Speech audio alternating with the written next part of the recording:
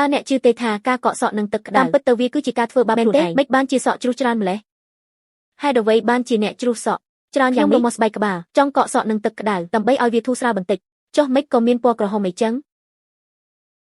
នេះមិនមែនសក់របស់អ្នកទេវាគឺជាស្បែកក្បាល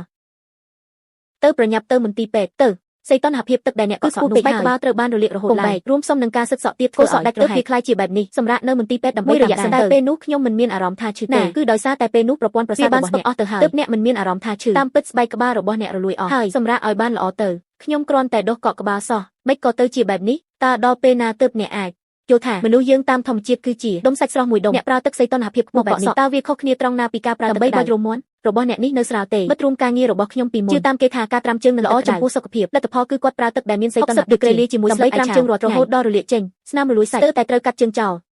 ចុះរាល់ដងពេលខ្ញុំងូតទឹកក្តៅមានអារម្មណ៍ថាខ្លួនឯងប្រែជាតើខ្ញុំមិនមែនឆ្អិនហើយទេដឹងសាច់គោប្រើសីតុណ្ហភាពទាបត្រឹម50អាចចម្រាញ់ឲ្យឆ្អិនប្រើទឹកក្តៅលើសពី45ដើម្បីលូតនោះមិនមែនជាការសម្រាកលំហែកាយទេគឺការចម្អិនខ្លួនឯងគួរឲ្យខ្លាចណាស់តាមពិតមិនមែនត្រឹមតែការរលាកលើផ្ទៃស្បែកខាងក្រៅប៉ុណ្ណោះទេប្រយ័ត្នចំពោះសរីរាង្គខាងក្នុងផងដែរដែលមានសីតុណ្ហភាពលើសពី60ក្រែឡើងទៅត្រូវបានដាក់បញ្ចូលក្នុងបញ្ជីសារធាតុប្រភេទ2ហើយការទទួលទានយូរអង្វែងអាចបណ្ដាលឲ្យកាត់មហារីកបំពង់អាហារពីមុនខ្ញុំមានមិត្តភក្តិម្នាក់ចូលចិត្តញ៉ាំអាហារដែលក្តៅខ្លាំងដូចភ្លើង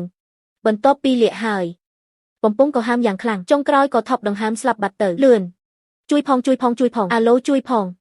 ដូច្នេះនៅក្នុងនំប៉ាវទឹកស៊ុបនេះទឹកស៊ុបស្នូលនៅក្នុងនំបាញ់សាច់ដុំតូចនៅខាងលើម្សៅឡាយនៅខាងក្នុងទាំងអស់ត្រូវតែប្រុងប្រយ័ត្នជាពិសេសឈឺណាស់លោកគ្រូពេទ្យតើមានរឿងអ្វី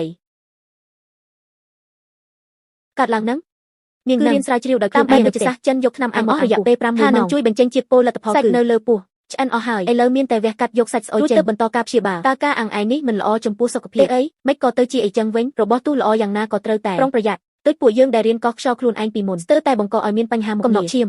ឥឡូវនឹកឃើញវិញនៅតែខ្លាចបើអីចឹងខ្ញុំទៅដេកវិញប្រសើរជាងឯគឺជួយយករបស់នៅក្នុងកាបូបឲ្យបងបិទភ្នែកចំហាយចិត្តមក